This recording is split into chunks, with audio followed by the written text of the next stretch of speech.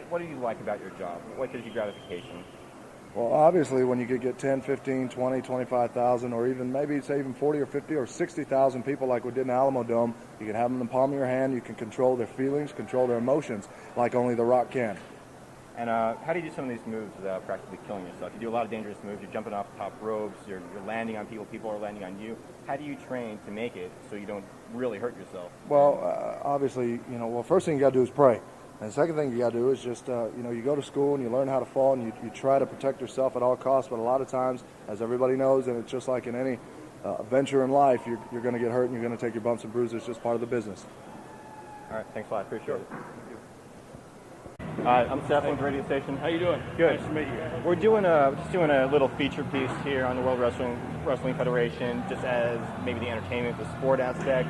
Overall, why don't you just give me a brief description of what you think. What is it like to be you and have your job and go to all these cities and have all these people come to see you every night? Okay, I really, first of all, this is the Road Dogg, Jesse James, and I'm one half of the World Wrestling Federation Tag Team Champions. And for me, the travel is great, to meet new people is great. This business, sports entertainment, sports, whatever you want to call it, it's very painful every night of my life. I wake up every morning hurting. I get in the ring hurting every night. But I'll tell you what gets you through it is the people. I am, quote, the bad guy, but I know I'm talking a little differently now. The people get me through it every night, hearing them come up when the music hits, or when the people really get you through it every night you go out there. How do you do some of these moves, jumping from top ropes, flying through the air, without like breaking your neck or causing some really serious injury? When you do a lot of those high risk maneuvers, you kind of this is where I'll step over the line again and tell you that the sports entertainment aspect of it, you kind of trust that guy beneath you and you hope that he's there for you. But if he's not, you land right on your head, and there's no two-way, there's no faking that. Then you're in the hospital. Right.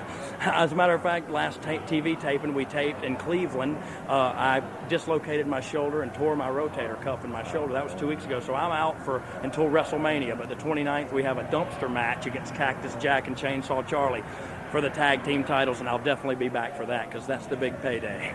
All right, thanks a lot. I appreciate your time. Problem. Thank you.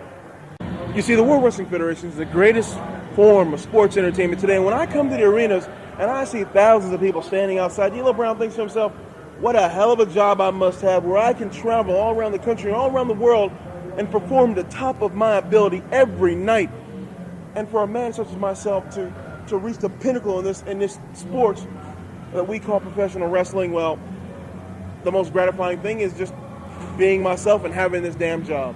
How often do you guys practice? Let's say you have a 2-hour show one night. How many hours of practice do you put in for one show? Well, there's no such thing as practice. I mean, we go to the gym and train, but when we go out to the ring, what you're doing right there and then for the first time. Yeah, you have to know what to do with your body and how to avoid certain things and how to counter certain things. That just comes natural through your own training and on-the-job training. What kind of stuff do you do? Maybe something that might be your signature move, or something that you're really adapted that you can say, well, I like doing this move. Well, because my signature move is a frog splash. It's just a big Andre or Jimmy Snuka splash of a top rope where 300 pounds come crashing down on you from 10 feet in the air, and that's mine, and no one else can do it quite like I can.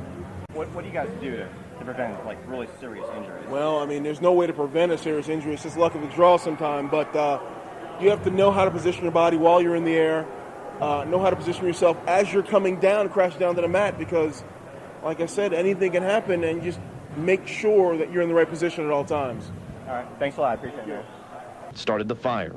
World Wrestling Federation, the WWF, in town. We sent News Radio 620 Seth Landau to check it out. These guys could do some real damage if they wanted to. Professional wrestling is big. It took over downtown Phoenix several days ago. Nearly 20,000 packed America West Arena. It's always exciting. There's always something new happening. It's like that good against evil theme. My son watches it all the time. So what do these wrestling icons think of all the adulation? You can have them in the palm of your hand. You can control their feelings, control their emotions, like only The Rock can. And I see thousands of people standing outside. D'Lo Brown thinks to himself, what a hell of a job I must have. What's the verdict? You think it's real or fake? I think it's fake. But the Road Dogg has a different opinion. It's very painful every night of my life. I wake up every morning hurting. I get in the ring hurting every night.